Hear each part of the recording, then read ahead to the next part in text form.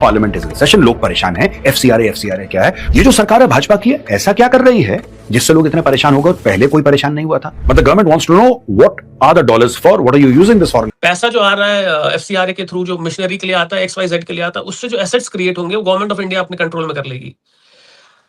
आप temporary operation करने आते हैं, आपने वहां पे कैश दिया, अपना ऑपरेशन ऑब्जेक्टिव अचीव किया और आप वापस चले गए। But when there is a larger goal in this picture, then you create उसमें इन्वेस्टमेंट करते हैं, आप इमूवेबल एसेट क्रिएट करते हैं। आप देख सकते हैं नया प्रेशर गेम भारत के ऊपर बंधा हुआ दिख रहा है। जी हाँ, भारत को साफ साफ कहा गया है कि यदि एफसीआरए अमेंडमेंट पास हुआ तो इंडिया यूएस के टाइज में नई समस्याएं आने वाली हैं। एक प्रकार की धमकी दी जा रही है। ये जो बिल आने जा रहा है एफसीआरए फॉरेन कंट्रीब्यूशन अमेंडमेंट मतलब पहले से एक बिल था, उस बिल के अंदर आप कुछ सुधार किए जा रहे हैं। अमेंडमेंट की स्थिति के साथ में बिल 2026 आ रहा है। पार्लियामेंट इज इन सेशन, लोग परेशान हैं। एफसीआरए क्या है? ये जो सरकार है भाजपा की है, ऐसा क्या कर रही है जिससे लोग इतने परेशान हो गए? पहले कोई परेशान नहीं हुआ था। But the government wants to know what are the dollars for, what are you using this foreign currency. यही तो बात पूछ रही है सरकार। वो आदमी क्या कर रहा है डॉलर का, क्या नहीं कर रहा है, देश के अंदर क्या चल रहा है, कोई सेंस नहीं इस चीज का। करने दो बेटा, परमिशन तो मिल गई है, वो परमिशन आप चिपका दो दीवार में, फोटोकॉपी उसकी, और दंदनाते फिरो। अब ऐसा नहीं, अब सरकार पूछेगी कि आपको जो फंड्स आ रहे हैं क्यों आ रहे हैं। कुछ एनजीओज हैं जहां पे फॉरेन से पैसा आता है और बहुत अच्छा काम करते हैं, जो हम लोग बदल रहे हैं, ट्वीक कर रहे हैं, अमेंडमेंट कर रहे हैं, फाइन ट्यून कर रहे हैं। यूएस में पार्टीज हैं, वो थोड़ा सा परेशान हो रही है। तो यहां पे जो हो रहा है दोस्तों, बार बार जो हो रहा है ना, ये बाकी देश करते हैं, यही चीज करते हैं, because they want to control कि हमारे देश में हो क्या रहा है। ये जो सरकार है भाजपा की है, ऐसा क्या कर रही है जिससे लोग इतने परेशान हो गए? पहले कोई परेशान नहीं हुआ था, इस बार क्यों परेशान हो रहे हैं लोग? ये भी समझते हैं। ये देखिए साहब, ऐसा है कि एफसीआरए है, foreign contribution regulation act 2010 is an Indian law that regulates how individuals, NGOs, trust, societies and association receive and use foreign money. यानी कि विदेश से पैसा आया आपके पास। अब ये जो पूरा मामला है ना, ये देखता है कि भाई किसी के पास $100 आए। एक उदाहरण देता हूं आपको हाइपोथेटिकली। पहली चीज तो क्यों आए, आपको क्यों मिला पैसा, राइट? दूसरी चीज ये है कि साहब आपने उसको खर्च कैसे किया। उसी तरीके से डोमेस्टिकली भी होता है। तो डॉलर में इतना क्यों उछल रहे हैं लोग के साहब, ये तो गलत कर दिया। अगर अचानक से मेरे अकाउंट में कोई 50 लाख रुपए डाल देता है और मैं उसको खर्च करता हूं, तो कहीं ना कहीं मुझे कंपनी की बुक्स में जस्टिफाई करना पड़ेगा कि साहब ये जो पैसा आया है, ये आया तो आया कहां से। कुछ कागजी कार्रवाई होगी, चार्टर्ड अकाउंटेंट आएगा, फिर हमें उसके बारे में कुछ समझाना पड़ेगा ना गवर्नमेंट को। खुला खेल तो है नहीं कि गौरव आर्या की मर्जी हुई छापने लग गए अपना, ऐसा तो नहीं हो सकता। एक कानून व्यवस्था होती है और आपको उस कानून व्यवस्था के अंदर ही रहना पड़ता है। ये देखिए साहब, अब what is changing in FCRA, अब बदल क्या रहा है? जैसा मैंने आपको बताया कि एफसीआरए में सरकार यह कहती है कि ये जो पैसा, ये जो डॉलर है या विदेशी मुद्रा आपके पास आई है, अब जब आप विड्रॉ करते हैं बैंक से, तो आप विदेशी मुद्रा विड्रॉ नहीं करते, आप तो इंडियन करेंसी विड्रॉ करते हैं। कोई बैंक आपको ऐसे डॉलर तो पकड़ा नहीं देगा, unless of course you are travelling outside and you need dollars to take out of the country, that's a separate case. उसमें आपका वीजा, आपका पासपोर्ट, आपका टिकट शिकट, ये सब जाता है। लेकिन आपके पास बाहर से डॉलर आ रहे हैं, आप खर्च नहीं कर रहे, वो क्यों आ रहे हैं, कौन आपको भेज रहा है, और आप जस्टिफाई कर दीजिए। सरकार बना थोड़ा कर रही है। In fact it's good for the country if dollars come into India. It's not a bad thing, but the government wants to know what are the dollars for, what are you using this foreign currency for? यही तो बात पूछ रही है सरकार। अब ये देखिए सब proposes tighter oversight की बात है under NGOs whose FCRA registration expires, is cancelled or ceases।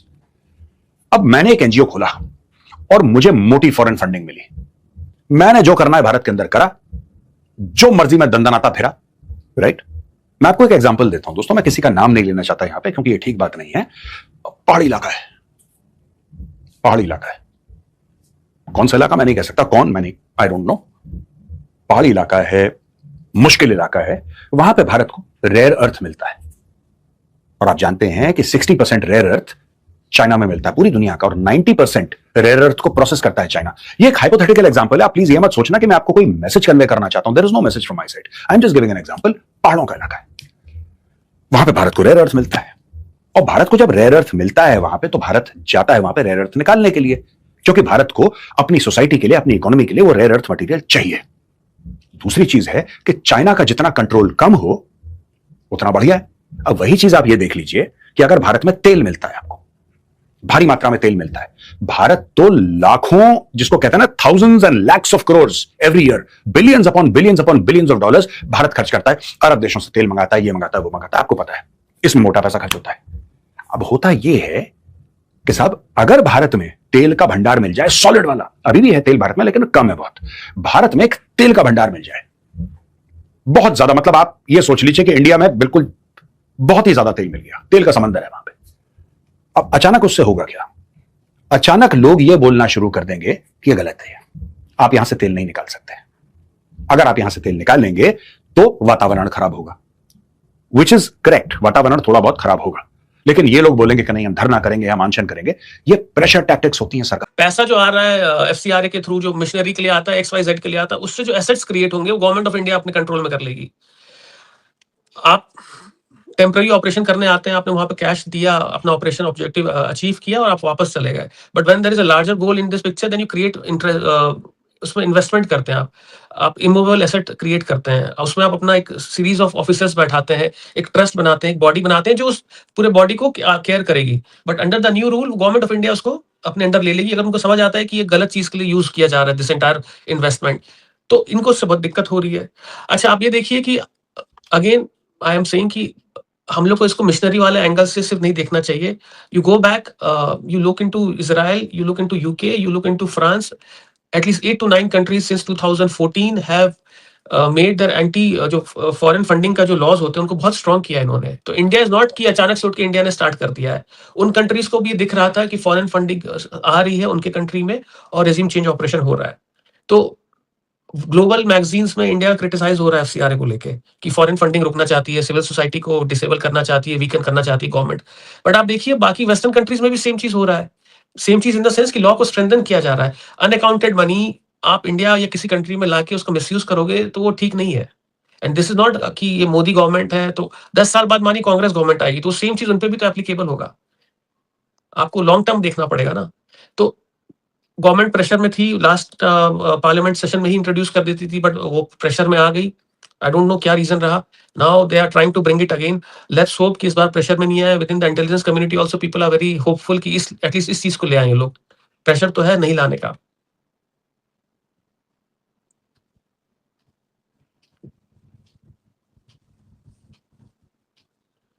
आपकी आवाज Oh, sorry.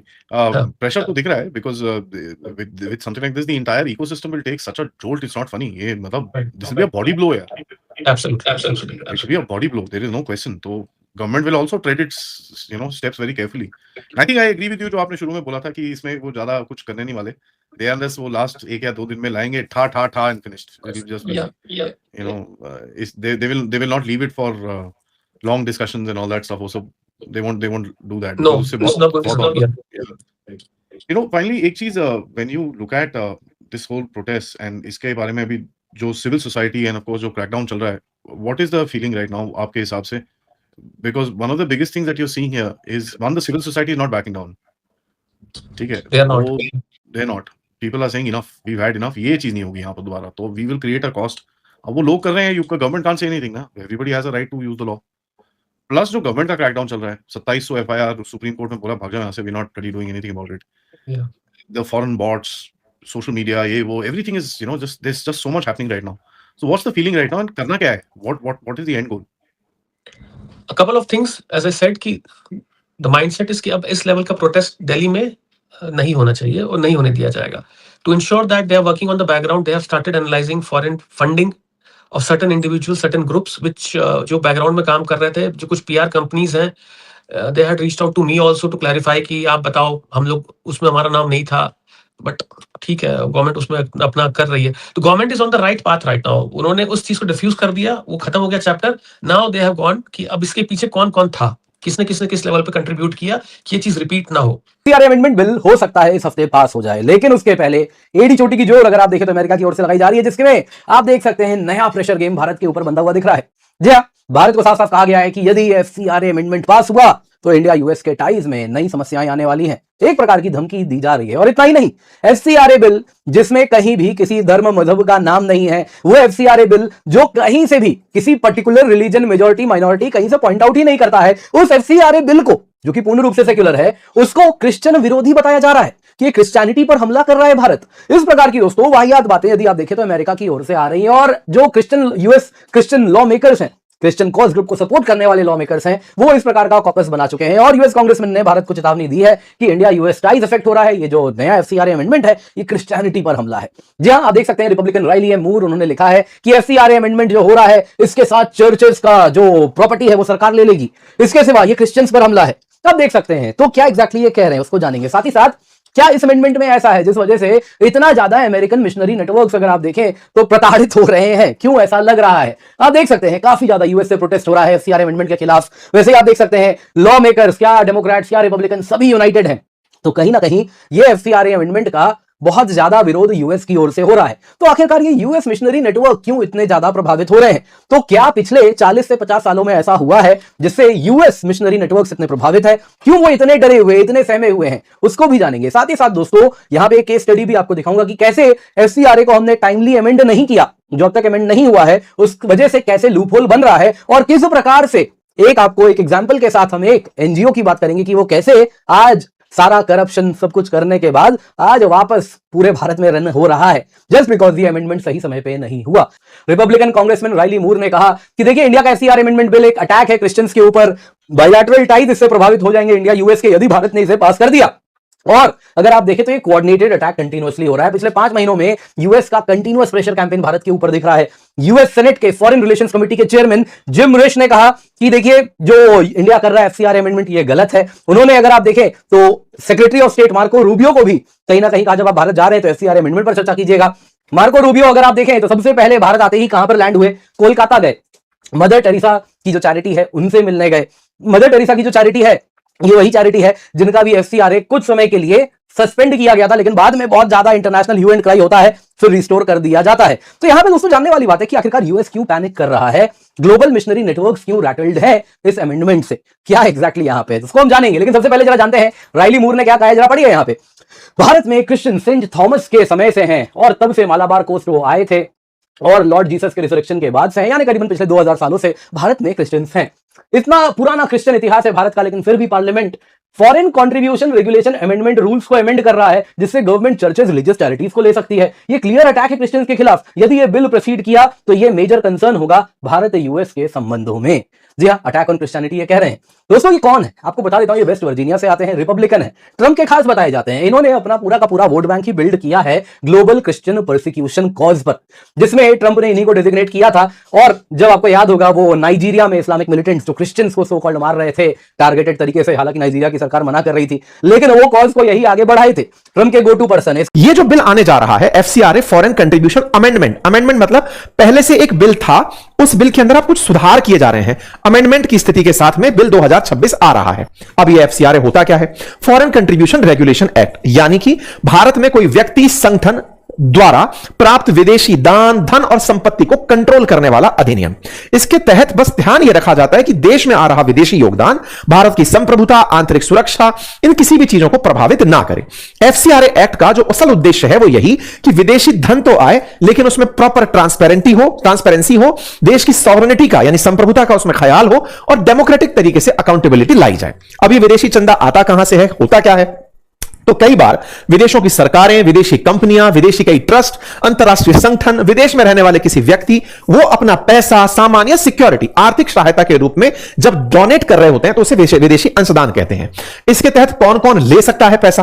तो उसमें एनजीओज ले सकते हैं, ट्रस्ट ले सकते हैं, कुछ सोसाइटी या सेक्शन 8 में अधीन कंपनीज ले सकती हैं, धार्मिक या चैरिटेबल संस्थाएं ले सकती हैं, कुछ शैक्षणिक संस्थाएं ले सकती हैं, सामाजिक और सांस्कृतिक संगठन ले सकते हैं। और वो जब रजिस्ट्रेशन ले लेते हैं, क्योंकि विदेशी फंड लेने के लिए आपको भारत सरकार के पास पहले रजिस्ट्रेशन कराना होता है और वो रजिस्ट्रेशन 5 साल के लिए ही वैलिड होता है कि साहब मैं 5 साल के लिए ये आपसे रजिस्ट्रेशन कि साहब मैं आपको बता रहा हूं कि मैं फला फला जगह से फंडिंग ले रहा हूं या फिर मैं विदेशी फंडिंग लेना चाहता हूं, ये मेरी डिटेल्स हैं, आप इन्हें चेक कर सकते हैं। इसके लिए बाकायदा सरकार ने बीच बीच में कई सुधार किए हैं, जैसे इन सभी जितनी भी एनजीओ ट्रस्ट जो विदेशी फंडिंग लेते हैं इनको दिल्ली के अंदर ही एसबीआई में एक अकाउंट खोलना मैंडेटरी है कि आप एसबीआई के अंदर अकाउंट खुलवाएंगे, ठीक है।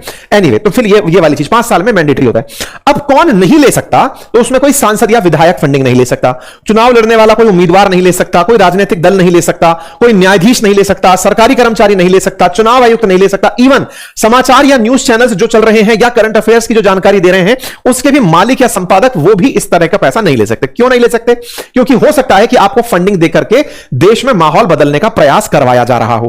तो सरकार अब क्या लेकर आ रही है? तो देखो साहब, ये जो कानून है ना जिसके बारे में आप बात कर रहे हैं, ये 1976 में आया था, लेकिन इस कानून में अब जो परिवर्तन 2026 में आ रहा है, मतलब कि लगभग 50 साल बाद जो परिवर्तन आ रहा है, इसमें कुछ नए फ्रेमवर्क जोड़े जा रहे हैं।